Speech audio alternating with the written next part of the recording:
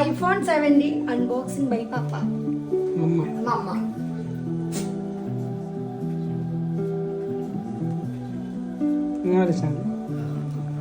Yay! കൈയടിക്കടാ. അതായിട്ടുണ്ട്.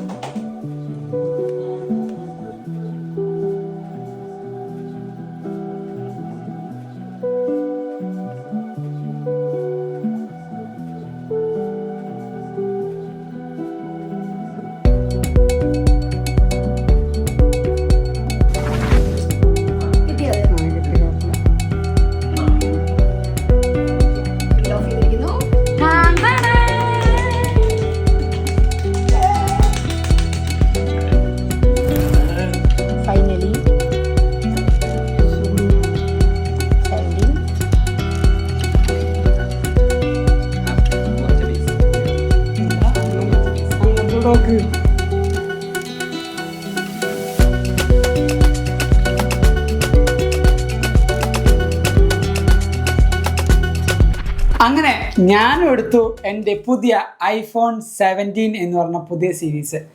ഈ ഒരു ഡിവൈസിൽ അല്ലെങ്കിൽ ഈ ഒരു വീഡിയോയിൽ എൻ്റെ അൺബോക്സിങ്ങും അല്ലെങ്കിൽ ഞാൻ അൺബോക്സ് ചെയ്ത എൻ്റെ ഫാമിലിയുടെ ആ ഒരു കുറച്ച് കാര്യങ്ങളും അതോടൊപ്പം എൻ്റെ ഫസ്റ്റ് ഇംപ്രഷനും മാത്രമാണ് ഞാൻ ഈ വീഡിയോ ചെയ്യുന്നത്. നമുക്ക് ഇൻഡപ്റ്റ് വീഡിയോസും അതിൻ്റെ പോലെ ഡീറ്റെയിൽസും ചെയ്യണമെങ്കിൽ ഇത് 1-2 ദിവസമൊക്കെ യൂസ് ചെയ്ത് എൻ്റെ ക്യാമറയും ബാക്കി കാര്യങ്ങളൊക്കെ യൂസ് ചെയ്താലാണ് ഒരു ഇൻഡപ്റ്റ് വീഡിയോ നമുക്ക് ചെയ്യാൻ പറ്റുള്ളൂ. അല്ലെങ്കിൽ വെറുതെ കുറേ സ്പെക്ക് എടുത്ത് വായിച്ചു നോക്കി പറയുന്ന പോലെ അല്ലല്ലോ, നമുക്ക് കുറച്ചധികം കാര്യങ്ങൾ നോക്കിയിട്ടും കണ്ടിട്ടൊക്കെ പറയാം.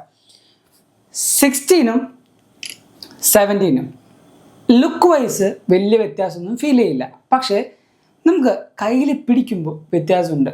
ഇതിനെക്കാട്ടും 16-നെക്കാട്ടും കുറച്ചും കൂടെ വെയിറ്റ് കുറവുള്ള പോലെയാണ് എനിക്ക് ഫീൽ ചെയ്യുന്നത് പേഴ്സണലി, ഇൻ ഹാൻഡ് ഫീൽ. അതോടൊപ്പം ഈ പറഞ്ഞ ഡിവൈസ് രണ്ടിലും നമുക്ക് ചെറിയൊരു വ്യത്യാസം സ്ക്രീൻ സൈസിൽ ഫീൽ ചെയ്യും. ഇത് 6.1 ഇഞ്ചാണെങ്കിൽ 17 സീരീസ് 6.3 ഇഞ്ചാണ്.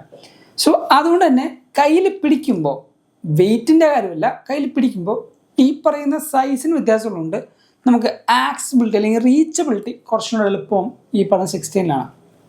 17-ൽ 6.3 ആയതുകൊണ്ട് നമുക്ക് കൈ എത്തിക്കാൻ കുറച്ച്, എന്നെപ്പോലെ ചെറിയ കൈയൊക്കെ ഉള്ള ആൾക്കാരാണെങ്കിൽ ഒന്ന് എത്തിക്കാൻ ബുദ്ധിമുട്ട് ഉണ്ടാവും.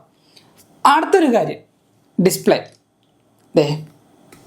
കാണാൻ പറ്റുന്നുണ്ടോ ഡിസ്പ്ലേ? ഇപ്പോൾ നിങ്ങൾക്ക് ഡിസ്പ്ലേ ആണല്ലോ, ജസ്റ്റ് ലോക്ക് ചെയ്തു. iPhone 17 സീരീസിൽ ആദ്യമായിട്ട്, അതും ബേസ് മോഡൽ ഐഫോണിൽ ആദ്യമായിട്ട് പ്രോ മോഷൻ ഡിസ്പ്ലേ, അതായത് ആപ്പിളിൻ്റെ 120 ഹെഡ്സ് വരുന്ന ഓൾവേസ് ഓൺ ഡിസ്പ്ലേയും വരുന്ന ഡിസ്പ്ലേ ആപ്പിൾ വെച്ചിട്ടുണ്ട്. ഇപ്പോൾ 16 പ്രോ വെച്ച് നോക്കിയാലും 17 പ്രോ വെച്ച് നോക്കിയാലും ബഡ്ജറ്റ് കൊണ്ടും എല്ലാ കാര്യങ്ങളും വെച്ച് ഫീച്ചേഴ്സ് വെച്ചും ഒരു 99% ആൾക്കാർക്കും 17 എന്ന് പറഞ്ഞ മോഡൽ മതി. എനിക്ക് 17 പ്രോ എടുക്കാനുള്ള ഓപ്ഷൻ കിട്ടിക്കഴിഞ്ഞപ്പോൾ ഞാൻ ആലോചിച്ചത്, ഞാൻ തന്നെ കുറേ പേരോട് പറഞ്ഞിട്ടുണ്ട് 17 ബെറ്റർ എന്ന്.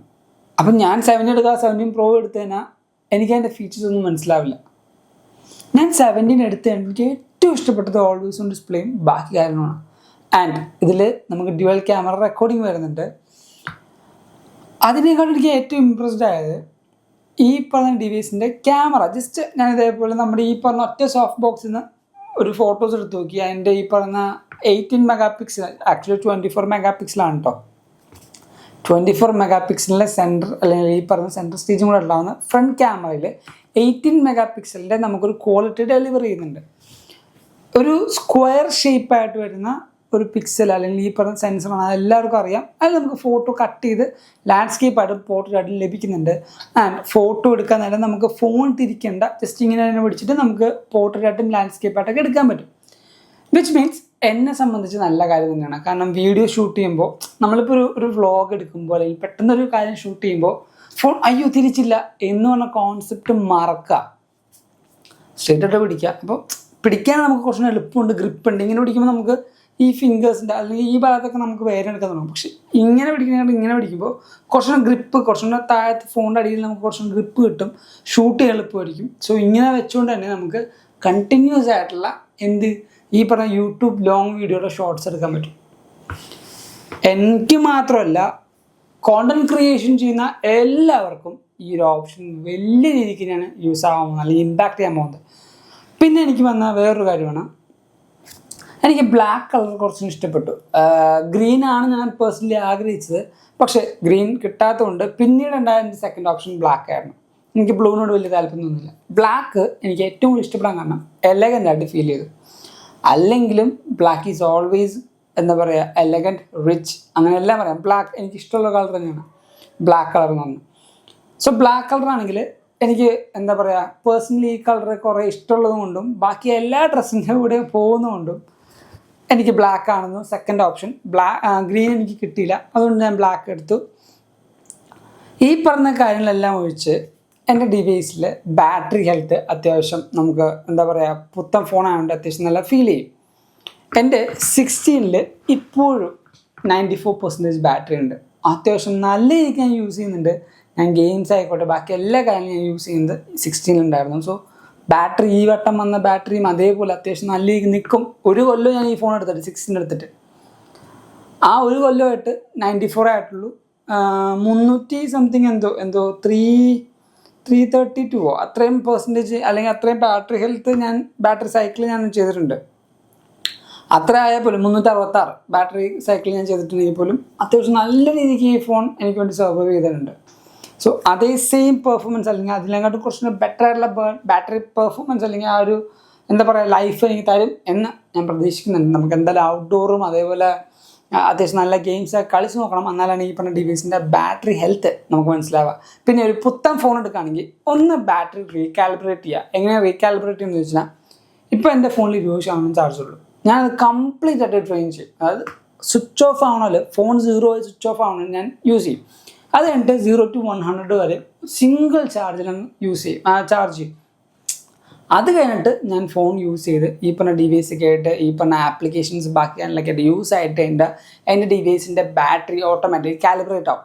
സോ അങ്ങനെ കാലിബ്രേറ്റ് ചെയ്തിട്ട് യൂസ് ചെയ്യണമെങ്കിൽ കുറച്ചും ബെറ്റർ ലൈഫ് കിട്ടുമെന്നാണ് എൻ്റെ ഒരു കൂട്ടുകാരൻ പറഞ്ഞത്. ഞാൻ യൂസ് ചെയ്ത് നോക്കിയിട്ടും എനിക്കത് അത്യാവശ്യം നല്ല ഒരു യൂസ്ഫുൾ ടിപ്പായിട്ട് യൂസ് ആയിട്ടുണ്ട്. സോ നിങ്ങളൊരു പുതിയ ഫോൺ എടുക്കുന്നുണ്ടെങ്കിൽ എന്തായാലും ഈ പറഞ്ഞ ബാറ്ററി റീകാലിബ്രേഷൻ ചെയ്തു നോക്കുക. അതോടൊപ്പം വേറെ കാര്യം പറയാൻ വന്നത്, ഈ പറഞ്ഞ ഡിവൈസിൻ്റെ ഡിസ്പ്ലേ ക്വാളിറ്റി നമ്മൾ പറഞ്ഞു. അതോടൊപ്പം സ്പീക്കേഴ്സ് അത്യാവശ്യം നല്ല സൗണ്ട് നമുക്ക് ഡെലിവർ ചെയ്യുന്നുണ്ട്. പിന്നെ എനിക്ക് ഈ ഡിവൈസിൻ്റെ ഈ ഓൾവേസ് ഓൺ ഡിസ്പ്ലേ ഭയങ്കരമായിട്ട് ഇഷ്ടപ്പെട്ടു. കാരണം iOS 26 വരുമ്പോൾ എലോങ്ങേറ്റായുള്ള ക്ലോക്കും ബാക്കി കാര്യങ്ങളൊക്കെ ഉള്ളതുകൊണ്ട് ആ ഒരു കാര്യം എനിക്ക് ഇഷ്ടപ്പെട്ട്. ഇനി നമുക്ക് ഒരു detailed video iPhone 7 detailed video നമുക്ക് ചെയ്യാം. ഞാൻ ഈ ഒരു ഡിവൈസ് എടുത്തത് ഈ സ്റ്റോർ എന്ന് പറഞ്ഞാൽ നമ്മുടെ എറണാകുളത്തുള്ള ഷോപ്പിൽ നിന്നാണ്. നിങ്ങൾക്ക് ഈ പറയുന്ന ആൾക്കാരെ കോൺടാക്ട് ചെയ്ത് നല്ല പ്രൈസിൽ അവർ തരും. നല്ല പ്രൈസിൽ ഇപ്പോൾ എനിക്കറിയാവുന്ന ആൾക്കാരൊക്കെ ആണെങ്കിൽ എൻ്റെ പേര് പറയുകയാണെങ്കിൽ ചിലപ്പോൾ അല്ലെങ്കിൽ യൂട്യൂബർ എബിൻ പറഞ്ഞിട്ടാണെന്ന് പറഞ്ഞാൽ നിങ്ങൾക്ക് കുറച്ചുകൂടി ഡിസ്കൗണ്ട് അവർ ചിലപ്പോൾ തരാൻ ചാൻസ് ഉണ്ട്. അതുകൊണ്ട് തന്നെ ഞാൻ അവരുടെ നമ്പർ താഴത്ത് കൊടുത്തേക്കാം. ജസ്റ്റ് ഒന്ന് വിളിച്ചു നോക്ക്. എറണാകുളത്തുള്ള ആൾക്കാർക്ക് ആ ഒരു നല്ല ഡീൽ തരുന്നതാണ് എൻ്റെ വിശ്വാസം. സോ അതും യൂസ് ചെയ്ത് നോക്കുക. ഡീറ്റെയിൽഡ് വീഡിയോ നമുക്ക് ചെയ്യാം. ഇതേപോലെ അടിപൊളിയായി. എനിക്ക് ഇപ്പോൾ രാത്രി 2:15 ഞാൻ ഈ ഒരു വീഡിയോ ചെയ്യുമ്പോൾ മെയിനായിട്ട് ഫോക്കസ് ചെയ്ത് വരുന്നില്ല. ചിലപ്പോൾ ഇത് എത്ര പേര് ഫുള്ള് കണ്ടിട്ടുണ്ടാവുമെന്ന് എനിക്കറിയില്ല.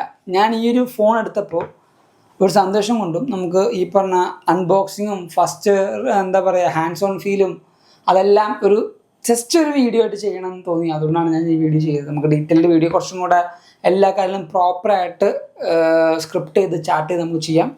ഇതേപോലെ അടിപൊളിയായ ആപ്പിളിൻ്റെ കാര്യങ്ങളും എല്ലാ കാര്യങ്ങളും നമുക്കറിയാം. നമ്മുടെ ചാനൽ ഇപ്പോൾ തന്നെ സബ്സ്ക്രൈബ് ചെയ്യുക. This is Ebin Xavier from എവിക്ക.